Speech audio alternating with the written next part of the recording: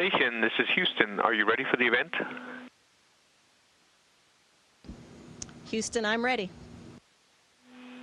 Goddard Space Flight Center, this is Mission Control Houston. Please call station for a voice check.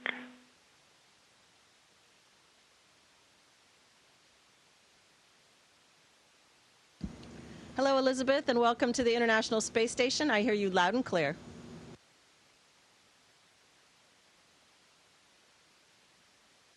And I'm here on behalf of the Hubble Space Telescope outreach team at NASA's Goddard Space Flight Center.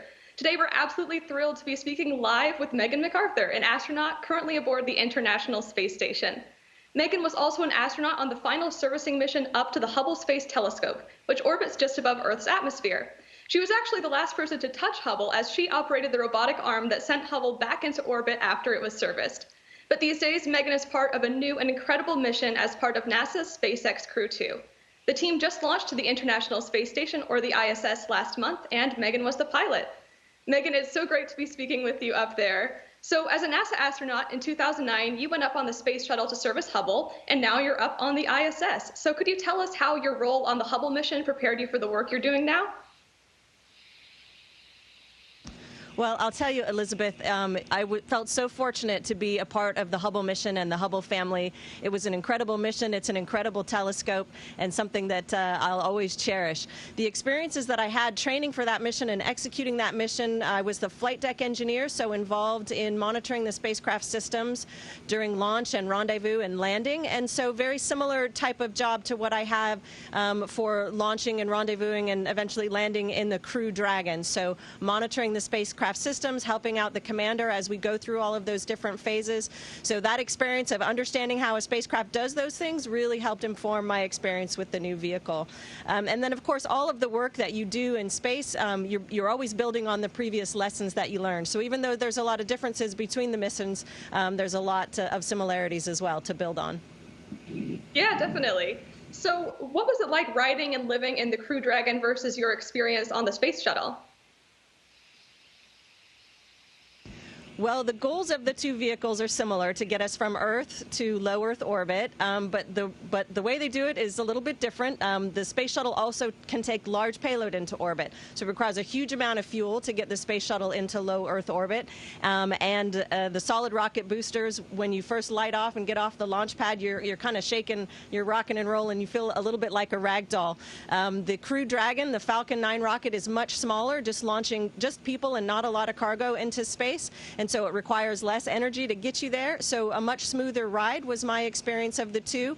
And Crew Dragon, of course, is quite small. So we spent almost 24 hours in Crew Dragon, the four of us. It was a very small space. The Atlantis space shuttle is bigger than Crew Dragon, so we had more room to move around. But of course, it's got nothing on the space that we have now here on the International Space Station. For sure, that sounds awesome. So the ISS is this amazing orbiting laboratory, and specifically within the fields of astronomy and astrophysics, which are two areas that Hubble specializes in. What sort of work is being done up there? Well, the International Space Station is a great platform for doing astrophysics research as well. It's outside the Earth's atmosphere, which of course can interfere, the atmosphere can interfere with particles that astrophysicists and astronomers want to observe. So this is a great platform for some instruments. We have a few that I know of. One is called NICER, which looks at the composition of neutron stars. Another one is called MAXI, and it's an X-ray all-sky monitor. And then, of course, there's the Alpha Magnetic Spectrometer, which has been here for, I think, about 10 years. And it's part of the search to understand dark matter. We, as astronauts living here, don't interact really with those payloads very much, although I know that they're very important to the astrophysics community. Although a few years ago, AMS had a situation similar to Hubble, where it really needed a repair job, and it wasn't designed to be repaired in space. And so a really ingenious team of engineers and folks on the ground developed the tools and hardware and procedures needed so that astronauts could go out and do some really tricky spacewalks to recover that instrument. So it does have that in common with the Hubble telescope. That's pretty cool. That's really interesting. So let's see, what are some of your main responsibilities and goals during your time up there? One of the really cool things about being an astronaut as part of an expedition crew on the International Space Station is it's kind of all your responsibility, right? So you have to help keep the space station running, so there's maintenance involved. So you're working on maybe the water reclamation system, or maybe you're working on the toilet. But you're also the hands and eyes and ears for the scientists on the ground that are sending their research into space. And so you're doing part of their research projects for them. Sometimes it's as simple as changing out cartridges in an experiment that runs independently, but sometimes it's as involved in thawing out, human cells and providing them with a treatment and then incubating that and then sampling it and preserving it to return that science to Earth so the principal investigators can examine what they've learned by making use of this microgravity laboratory. So it really is, it's a whole lot of everything, which is really cool. Yeah, that sounds like a lot of fun. So going back to the last Hubble servicing mission, you were living inside the space shuttle for about 11 days, and now you've been living up on the ISS for a little over a month now. So have you noticed any day-to-day differences between what it's like living on these spacecraft? Absolutely. Well, the first one we talked about already is obvious. There's a ton more space. It's like 6,000 square feet up here in the International Space Station. It's a lot of room to move around. I could be in a module, and I can see right now 3 modules, and I don't see any other people. And I know that there's a lot of other people up here. So it's a really big space, which is interesting. Another main difference between a short duration mission and a long duration mission, the short duration mission, you really train the heck out of every single thing that you know you're going to do. And the days are very intense, and you've got to get all that work done that day. Even if something goes wrong, you've got to figure it out that day and get it done. Space Station has a very different pace. We're going to be here for 6 months. We're in it for the long haul. You have to pace yourself and bring that energy every single day. And you haven't trained to do every single thing that you're going to do in detail up here. And so you're kind of constantly learning new things, which is also very exciting. Definitely. And let's see, NASA has a lot of exciting missions ahead, especially with human exploration. And Hubble really helped NASA lay the groundwork for spacewalks and using tools in space. So could you tell us a bit about the Artemis program and how the missions that you've been a part of are helping prepare NASA for this next giant leap?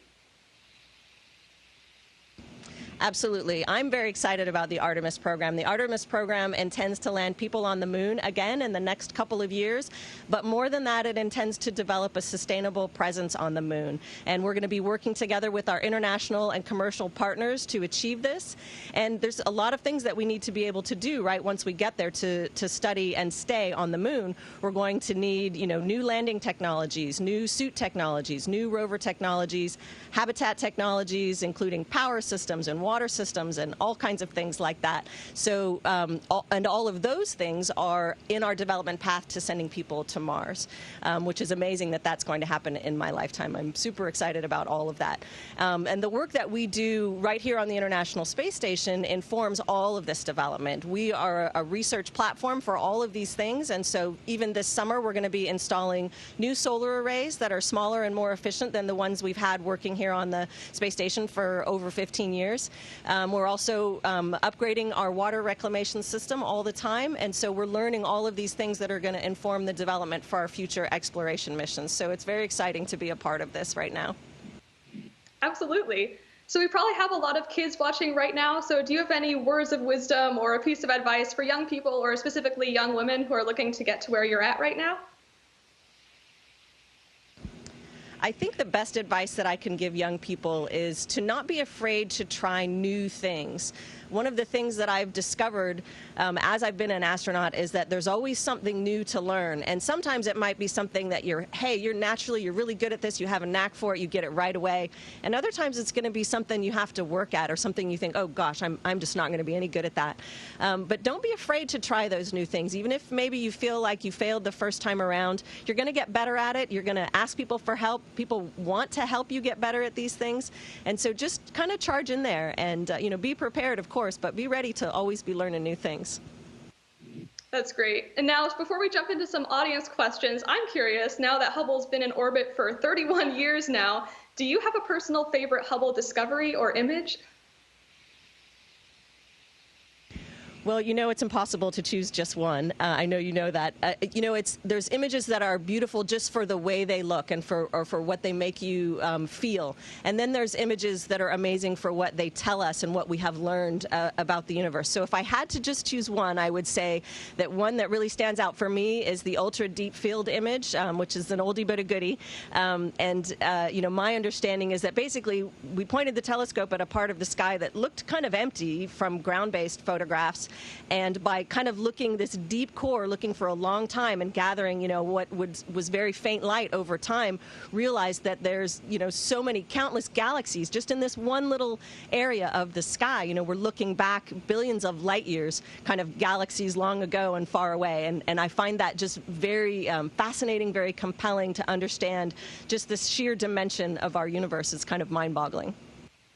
For sure, me too. I think that's probably my favorite as well, though it is definitely hard to choose. So we got in some great questions earlier this week on social media, and we can go ahead and take a look at some of those. A user on Twitter asked, how long does it take to get adapted to the space station? So for me, it took several days to really feel like I was adapted well. I experienced some nausea when I first got into space, which was the same as my first flight. It didn't last too long, but after that, you have a fluid shift that occurs in your body because you no longer have gravity acting on all of your systems. And so you end up feeling a little bit like you have a cold or just a stuffy head, which is an uncomfortable experience. And it took me about, I would say, 3 days maybe to get over all of that. Gotcha. Okay. And another question from Twitter. How is sleeping in space compared to sleeping on Earth? Well, it's interesting because it's a little bit harder to fall asleep in space than you might think. It's quite comfortable because you have no pressure anywhere on your body because you're just floating. But your brain is not used to just floating. You're used to having your head on a pillow or at least on the mattress or on the floor. And so it does feel a little weird, and it takes a while for your body and your brain to adapt to the new sensation. Right. Yeah, that's a good point. So a question from Facebook, kind of going into your educational background. How did you go from working with the ocean to now being, floating up in space? What was that transition like? So I actually started off as a teenager thinking that I wanted to go work for NASA one day. I lived near Ames Research Center in California, and so I thought I was interested in airplanes as well, living on an air base, and so I studied aerospace engineering initially at university, but I became interested in ocean engineering towards the end of my university career, and then made that transition into studying the oceans, but always with the idea in the back of my mind that wouldn't it be great to work for NASA one day. And the way I think about it, it's not that different. Our planet is 2/3 covered in ocean, which we're not naturally suited to survive in. So we use technology to explore the ocean, whether it's a special kind of a suit or a submersible, or we send, unmanned rovers into the ocean, or different kinds of instruments. So there's a lot of similarities. And when you go out on a ship to conduct research, you have to be able to fix any of your machinery that breaks. You have to be able to operate with what you have on hand, the team and the hardware that you have on hand. So there's a lot of similarities between how we explore the oceans and how we explore space. Definitely. All right, so now we have a couple questions that were submitted on Instagram. The first one is, what do you do in your free time on the ISS? So in my free time, I do like to try to call home. I call my family on an internet protocol phone. I can also send emails. And of course, I love to look out the window at our beautiful planet, no matter, if we're over the ocean or if we're over land. It's just really, it's lovely to look out the window and watch the world go by. Yeah, and kind of on that note, another question asked, what do you miss about space when you're at home on Earth? Well, it's got to be floating. It really is such a remarkable way to move around. It's really, I know that I'm going to miss that when I'm eating dinner or maybe even reading a book. I can just kind of perch up on the wall. I can just hop over to the side and just find a nice little perch to sit. It's very comfortable. It's really fun. You can go fast. You can go slow. You can take, sharp corners. It really is, you never get tired of it. It's pretty great. Yeah, I bet. And we've also been receiving some questions live during this stream, so let's see if we can get to a couple of those now.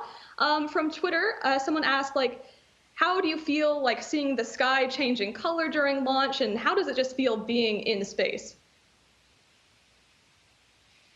So during launch, I'm actually really focused on the displays right in front of me. There's no view out the window for me at all. And we were, so we're just focused on monitoring what we're supposed to monitor, but also the sensation was so amazing. You're just accelerating, you're just go, go, go, that we were really enjoying it together as a crew, something that we'd been, preparing for a while. There was definitely some giggling on board during the launch phase. For sure. So there was also a question from Twitter earlier that asked sort of what's going through your mind during countdown and liftoff. I know you're very focused, but maybe in the moments leading up to launch, what's that like? So we actually have a couple of hours where we're in the capsule, suited and strapped in, and so during some of that time, we're reviewing, hey, if this happens at this time, here's what actions we're going to take, and here's what you're going to do, and here's what I'll do, and here's what this person will say, and we're kind of reviewing checklists in that way. But then there's also time where we're just entertaining each other. We're either telling stories, or Tomas had us learning some different word games just to pass the time. So just like any other people, you're trying to pass the time while you're waiting for a while. For sure, yeah. Okay, so someone on YouTube is asking, how is working out on the space station with exercise? What's that all like? So we're very fortunate to have 3 different types of exercise machines on board the space station. One of them is essentially a stationary bike. One of them is a treadmill, and one of them is a resistive exercise machine that simulates weightlifting for us. And so every day we're scheduled for something cardio, so either the stationary bike or the treadmill, and also the resistive exercise. And we do that to maintain our bone and muscle health. So we have a great complement of countermeasures, basically, to the effects of micro-G on our bodies. Great. And another question, what does it smell like in space? Is there like a scent that's up there on the ISS, or? So that's an interesting question. We recycle our air, we treat our air, and so it smells like people up here. And we don't have, it's not really fresh air. But the one thing that I noticed on my previous flight, when people went out to do a spacewalk and then came back inside, I smelled the smell of cooking meat. It smelled like hamburger to me, which was so strange. And it was later described to me as it's the smell of the metal off-gassing. It's been out in vacuum and it's now come back inside, and that smell is the smell that the metal makes when it's been off-gassing. So I would say space smells like hamburger. Good to know. That's interesting. All right, I think we have time for one more question. So someone's asking, how do you get along with your crew members? What's the team environment like? We have so much fun up here that it's surprising to me that we have as much fun as we do, and we're getting paid for it. It's a really tremendous crew. These are the greatest guys you can imagine. We get along really well. We take care of each other. We look out for each other, and it's just a great time up here. That sounds terrific.